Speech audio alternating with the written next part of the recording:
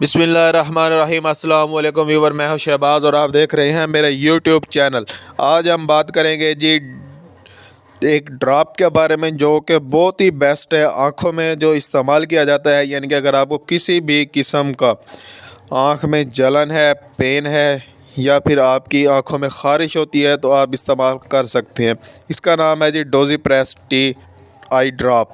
ये आँखों में यूज़ करने के लिए होता है। इसके अलावा आपको हर मेडिकल स्टोर से ये नहीं मिलेगा। ये बहुत ही जो है अच्छा ड्रॉप है। आपको जो है ये बड़ी फार्मेसी से मिल जाएगा। इसकी कीमत भी ज़्यादा है, तकरीबन 400 से 500 रुपये एक ड्रॉप की ये कीमत है।